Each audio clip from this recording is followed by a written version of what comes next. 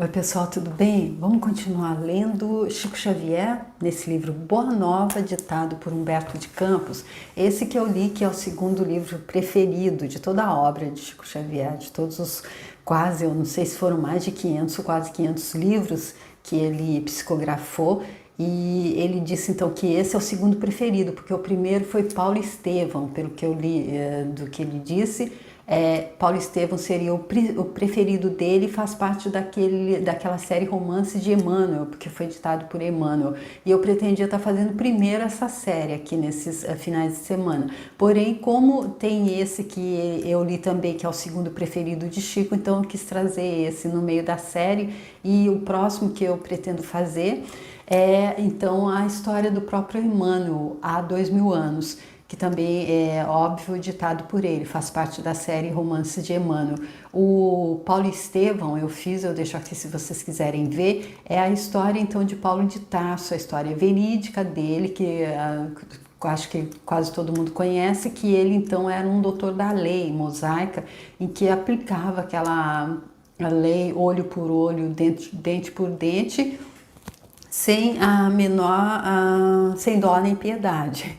E o livro então traz como foi a conversão dele depois de ter encontrado o próprio Jesus Cristo, veio ter com ele ali nas portas de Damasco, e é uma história realmente fantástica, sensacional, para nos ensinar como é que vive, né, nessa vida. Então, e também que mostra também como é que Jesus Cristo, o que significa o Evangelho, que não ele não veio substituir a lei, mas ele veio complementar.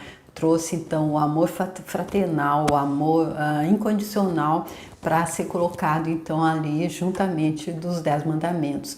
E aqui nós estamos, Humberto de Campos disse que ele está trazendo o folclore do céu, partes do folclore do céu. Nós estamos então no 19º episódio, que se chama Comunhão com Deus. O 18º foi a oração dominical, em que Jesus Cristo então, depois de ter tido um diálogo ali com Pedro, que veio perguntar a ele por que será que Deus às vezes não ouvia as nossas orações, depois dele ter conversado com a sogra dele, que pediu a ele que intercedesse junto de Jesus Cristo para resolver os problemas financeiros, materiais deles. Então Jesus Cristo explicando que Deus sempre ouvia as nossas orações, explicando também que às vezes a gente se esquecia de rezar quando tudo estivesse bem, que às vezes Deus poderia até estar ficando meio decepcionado porque a gente só procurava por Ele quando precisava então estar pedindo por alguma coisa.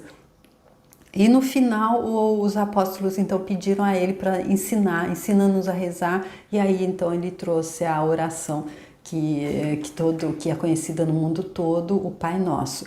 E aqui nós vamos para o 19º episódio, que é Comunhão com Deus.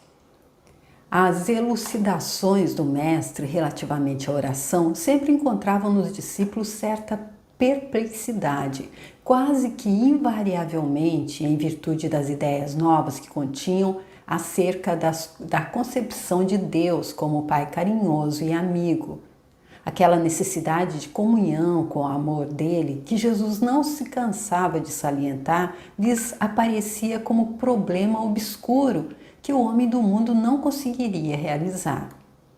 A esse tempo, os essênios constituíam um agrupamento de estudiosos das ciências da alma, caracterizando suas atividades de modo diferente, porque sem públicas manifestações de seus princípios. Desejoso de satisfazer a curiosidade própria, João procurou conhecer-lhes de perto os pontos de vista em matéria das relações da comunidade com Deus, e certo dia procurou o Senhor, de modo a ouvi-lo mais amplamente sobre as dúvidas que lhe atormentavam o coração. Mestre, disse ele solícito, tenho desejado sinceramente compreender meus deveres atinentes à oração, mas sinto que minha alma está tomada de certas hesitações. Anseio por esta comunhão perene com o Pai. Todavia, as ideias mais antagônicas se opõem aos meus desejos. Ainda agora, manifestando meu pensamento acerca de minhas necessidades espirituais a um amigo que se instrui com os essênios, asseverou-me ele que necessito compreender que toda a edificação espiritual se deve processar num plano oculto. Mas suas observações me confundiram ainda mais. Como poderia entender isso? Devo então ocultar o que age de mais santo em meu coração?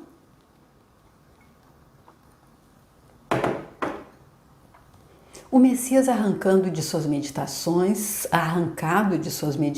respondeu com brandura: João, todas as dúvidas que te assaltam se verificam pelo motivo de não haveres compreendido até agora que cada criatura tem um santuário no próprio espírito, onde a sabedoria e o amor de Deus se manifestam através das vozes da consciência. Os essênios levam muito longe a teoria do labor oculto, pois, antes de tudo, precisamos considerar que a verdade e o bem devem ser patrimônio de toda a humanidade em comum. No entanto, o que é indispensável é saber dar a cada criatura de acordo com suas necessidades próprias. Nesse ponto estão muito certos quanto ao zelo que os caracteriza, porque os ungüentos reservados a um ferido não se ofertam ao faminto que precisa de pão. Também eu tenho afirmado que não poderei ensinar tudo o que desejar aos meus discípulos, sendo compelido a reservar outras lições do Evangelho do Reino para o futuro, quando a magnanimidade divina permitir que a voz do Consolador se faça ouvir entre os homens sequiosos de conhecimento. Aqui então Jesus Cristo explicando que os essênios então eram uma comunidade ali de pessoas que viviam ali de uma forma determinada, e João não entendia porque é que eles diziam que aquilo então, aquela relação deles com Deus deveria ser oculta. E Jesus Cristo então explicando que é porque cada um tem o seu próprio reino dentro de si próprio, e que que se pode ser ofertado para um unguento que um precisa para um ferimento, por exemplo, não pode ser ofertado para aquele que está precisando de pão. E também aí ele diz aqui então que nem tudo ele poderia estar explicando, mas que seria isso viria através do Consolador. E o Consolador quem é? O Consolador, no meu entender, é a doutrina espírita, é o que Allan Kardec, Chico Xavier veio trazer através dos livros da codificação espírita, que então traz para a gente a certeza, como ali no encontro com Nicodemos, a certeza da reencarnação, a certeza de que não há ninguém pagando, ninguém sofrendo punição de Deus, que Deus não é ciumento e vingativo, e que nós só estamos aqui na Terra para uma passagem para evoluir, e é Deus experienciando através da gente. Porém, nós estamos com uma película, como o professor Hélio Couto explica, ele não usa exatamente essa palavra, que é o ego que recobre ali a centelha divina e faz a gente esquecer e faz a gente acreditar que nós estamos separados de Deus. É essa separação que faz com que a gente busque tudo para o nosso umbigo, e a gente acaba então criando coisas difíceis, está plantando coisas difíceis para colher mais tarde. E aí quando a gente vê, a gente tem explicações como essa, um espírito Humberto de Campos, ele não está mais fisicamente, mas ele está trazendo todas essas informações através de Chico Xavier, que estava fisicamente, mas podia se conectar com eles. O que acontece exatamente quando perguntaram a ele, quando ele fala ali da reencarnação, perguntaram se Elias já tinha voltado, ele disse que sim, que era João. Então ficou muito claro que a reencarnação existe, quando ele disse a Nicodemos que para alcançar o reino do céu todo mundo deveria nascer, renascer, renascer, renascer. Ele não entendeu, ele perguntou, então deveria estar voltando para o ventre da minha mãe, mas às vezes a gente não quer entender, não é? Às vezes a gente quer que seja da forma como a gente entende que é mais certo, por mais que seja óbvio para a gente que é o que está sendo dito, Jesus Cristo disse de tantas maneiras, é óbvio que tudo vai sendo traduzido, tudo vai sendo mais ou menos manipulado pelo interesse humano, que acaba entendendo que está separado de Deus, e tudo vai se transformando como uma bola de neve. Mas aqui eu acredito ele dizendo mais uma vez, então, quando a magnanimidade divina permitir que a voz do Consolador se faça ouvir entre os homens sequiosos de conhecimentos, aqueles que estão buscando conhecimento, estão buscando entender melhor. Então aqui esse futuro já chegou, o Consolador já está aqui, nós estamos, é por causa desse Consolador que a gente está podendo então ter acesso a esse livro, senão como é que ele poderia, como é que Humberto de Campos poderia estar trazendo, estar escrevendo esse livro se ele já não está mais aqui entre nós. Não tens observado o número de vezes em que necessito recorrer a parábolas para que a revelação não ofusque o entendimento geral? Então ele aqui explicando, é aquela coisa que ele disse a Nicodemos também, quando ele parou, quando ele fez essa pergunta que o professor Hélio Couto fala, que perguntinha difícil, quer dizer que eu vou ter que entrar de novo no ventre da minha mãe? Então ele disse, não é possível dar o mesmo alimento para uma pessoa adulta que já tem o organismo ali todo pronto, a gente não pode dar uma feijoada para um bebê, um bife para um nenenzinho. Então é isso que ele quis dizer, que ele precisa, então, estar recorrendo a parábolas para que a revelação não ofusque o entendimento geral. No que se refere à comunhão de nossas almas com Deus, não me esqueci de recomendar que cada espírito ore no segredo do seu íntimo, no silêncio de suas esperanças e aspirações mais sagradas. É que cada criatura deve estabelecer seu próprio caminho para o mais alto, erguendo em si mesma o santuário divino da fé e da confiança, onde interprete sempre a vontade de Deus, com respeito ao seu destino. A comunhão da criatura com o Criador é, portanto, um imperativo da existência, e a prece é o luminoso caminho entre o coração humano e o Pai de infinita bondade.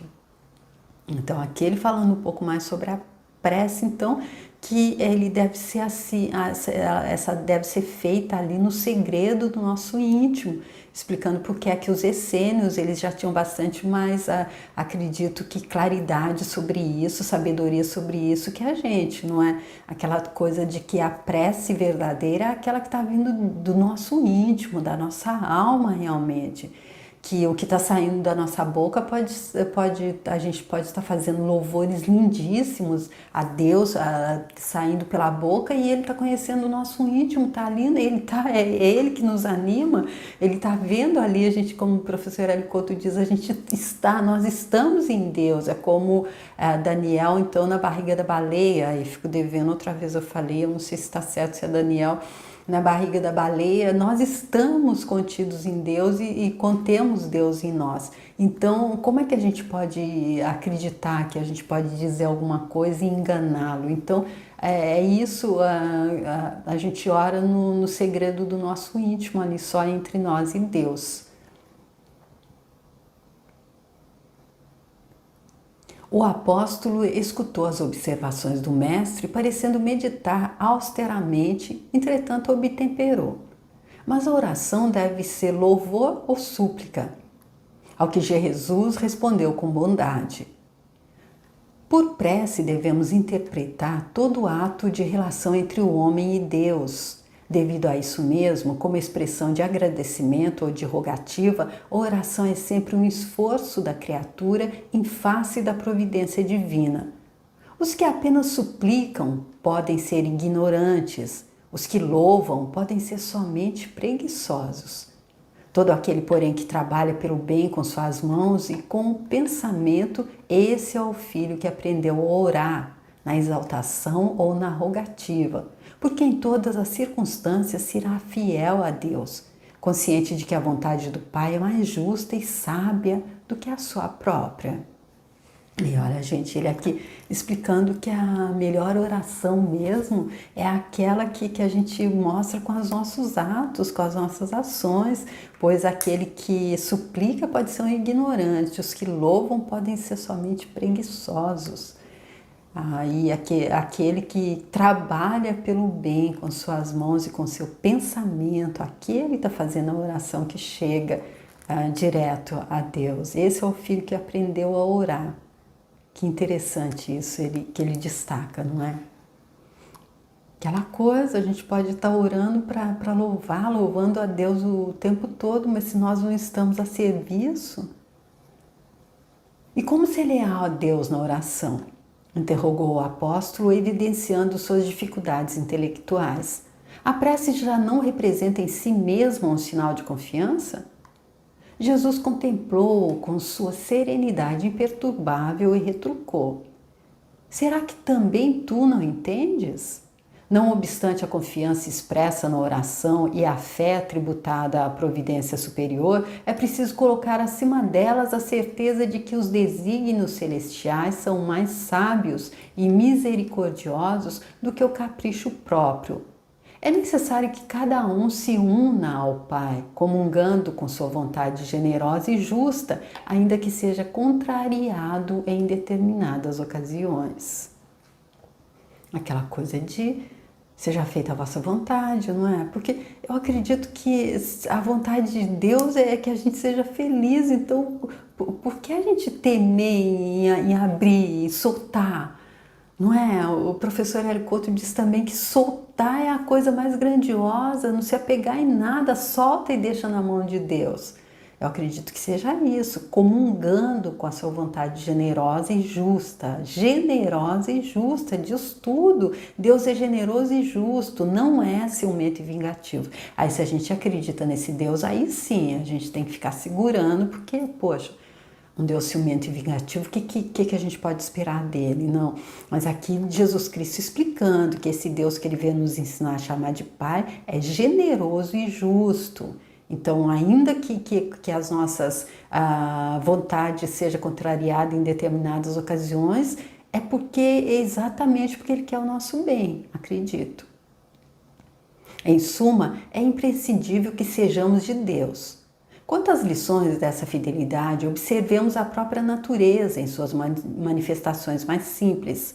Dentro dela agem as leis de Deus e devemos reconhecer que todas essas leis correspondem à sua amorosa sabedoria, constituindo-se suas servas fiéis no trabalho universal. Então, ele falando aqui daquilo que é só a gente olhar a natureza está aí para a gente ver que Deus está no comando, e quando ele comanda a natureza, os animais, a natureza deixa Deus comandar e dá tudo certo para eles.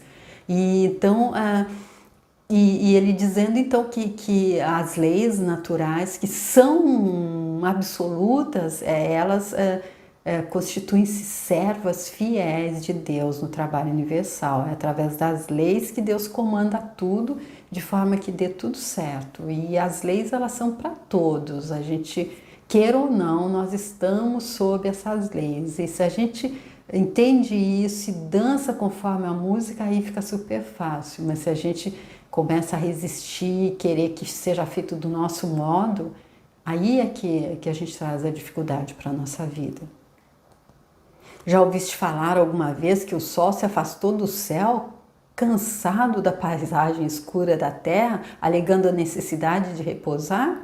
E Jesus Cristo traz até aqui exemplos assim, que a gente vê o absurdo que é quando a gente não entende, quando a gente acha que a gente pode fazer de forma diferente do que as leis divinas dizem que deve ser. A pretexto de indispensável repouso, teriam as águas privado o globo de seus benefícios em certos anos? Por desagradável que seja em suas características, a tempestade jamais deixou de limpar as atmosferas. Apesar das lamentações dos que não suportam a umidade, a chuva não deixa de fecundar a terra. João É preciso aprender com as leis da natureza a fidelidade a Deus, ou seja, ele mostrando que o sol, a chuva, a tempestade, todo mundo é fiel a Deus, porque é desse jeito, senão, já pensou, a chuva, tá todo mundo ali na praia, tudo bonitinho, ó, a chuva fala, não vou cair agora, porque o pessoal tá ali se bronzeando. Não, ela é fiel, ela vem apesar das lamentações daqueles que queriam continuar no sol, aqueles que não suportam a umidade, a chuva não deixa de fecundar a terra. Ela sabe que se ela fosse agradar aqueles que querem ficar no sol, a terra secaria. Então, eles entendem e são fiéis a Deus e se deixam guiar pelas leis naturais divinas e assim está tudo certo. Quem as acompanha no mundo planta e colhe com abundância. Não, vamos ver então o que foi aqui que ele disse. João, é preciso aprender com as leis da natureza a fidelidade a Deus. Quem as acompanha no mundo planta e colhe com abundância. É preciso aprender então com as leis da natureza a fidelidade a Deus. As leis naturais são fiéis a Deus e quem acompanha essas leis, quem sabe que está sob as leis e segue direitinho, planta e colhe com abundância. Observar a lealdade para com o Pai é semear e atingir as mais formosas searas da alma no infinito. Vê, pois, que todo o problema da oração está em edificarmos o reino do céu entre os sentimentos de nosso íntimo, compreendendo que os atributos divinos se encontram também em nós. Todo o problema da oração, então, está ali na gente edificar, trazer o reino do céu para os nossos sentimentos mais íntimos, compreendendo que a nossa essência é divina, os atributos divinos se encontram também em nós. O apóstolo guardou aqueles esclarecimentos, cheio de boa vontade, no sentido de alcançar a sua perfeita compreensão. Mestre, confessou respeitoso, vossas elucidações abrem uma estrada nova para minha alma. Contudo, eu vos peço com a sinceridade da minha afeição, me ensineis na primeira oportunidade como deverei entender que Deus está igualmente em nós. O Messias fixou nele o olhar translúcido e deixando perceber que não poderia ser mais explícito com o recurso das palavras, disse apenas, eu te prometo. A conversação que vimos de narrar verificara-se nas cercanias de Jerusalém, numa das ausências eventuais do mestre e do círculo bem amado de sua família espiritual, em Cafarnaum. No dia seguinte, Jesus e João demandaram Jericó, a fim de atender ao programa de viagem organizado pelo primeiro. Na excursão a pé, ambos se entretinham em admirar as poucas belezas do caminho, escassamente favorecido pela natureza.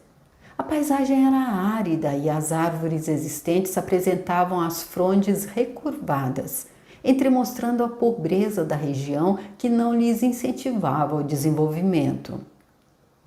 Não longe de uma pequena herdade, o mestre e o apóstolo encontraram um rude lavrador, cavando grande poço à beira do caminho. Bagas de suor lhe desciam da fronte, mas os braços dele, fortes, iam e vinham à terra na ânsia de procurar o líquido precioso. Ante aquele quadro, Jesus estacionou com o discípulo a pretexto de breve descanso e, revelando o interesse que aquele esforço lhe despertava, perguntou ao trabalhador, amigo, que fazes?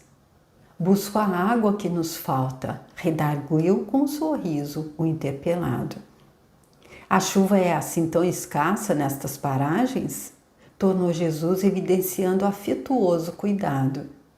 Sim, nas proximidades de Jericó, ultimamente, a chuva se vem tornando uma verdadeira graça de Deus. O homem do campo prosseguiu no seu trabalho exaustivo, mas, apontando para ele o Messias, disse a João em tom amigo, este quadro da natureza é bastante singelo, porém é na simplicidade que encontramos os símbolos mais puros.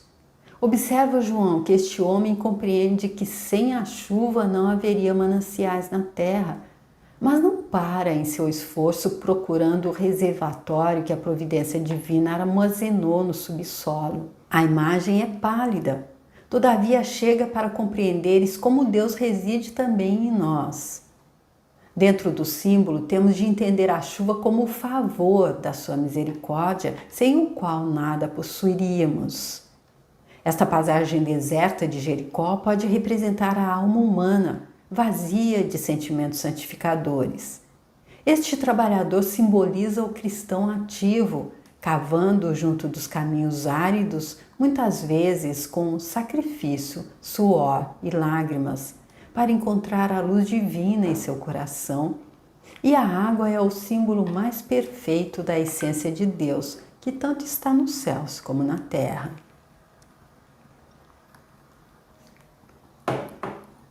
Jesus Cristo, então, ali cumprindo o que ele disse quando João, então, pediu que ele o ensinasse na primeira oportunidade como ele deveria entender que Deus está igualmente em nós. Ele, então, traz ali o exemplo do homem que entendeu então, lavrador, que entendeu que a chuva era essa graça divina, mas ele sabia que a água estava no subsolo, ele não poupou o esforço dele, ele sabia que era isso que se requeria para que ele então conseguisse essa providência divina. E aí ele compara essa paisagem deserta à alma humana, que se ela estiver vazia de sentimentos santificadores, e o trabalhador simboliza então o cristão ativo, que cava junto dos caminhos áridos, muitas vezes com sacrifício, suor e lágrimas, para encontrar a luz divina no coração. Eu acredito que é aquele que entendeu que Deus está nele e que mesmo que a coisa esteja árida, ele deve confiar, ele deve continuar confiando, porque se está parecendo que não está como ele gostaria que fosse, é Deus que está no comando, e se está desse jeito, é porque de alguma forma ele precisa estar passando por isso, está fazendo, ele precisa entender o que se requer para que então ele volte a ter água. É a minha forma de entender. O discípulo guardou aquelas palavras, sabendo que realizaram uma aquisição de claridades imorredoras. Contemplou o grande poço, onde a água clara começava a surgir depois de imenso esforço do humilde trabalhador que a procurava desde muitos dias, e teve nítida compreensão do que constituía a necessária comunhão com Deus. Experimentando indefinível júbilo no coração, tomou das mãos do Messias e as osculou com a alegria do seu espírito alvoroçado. Confortado como alguém que vencera grande combate íntimo, João sentiu que finalmente compreendera.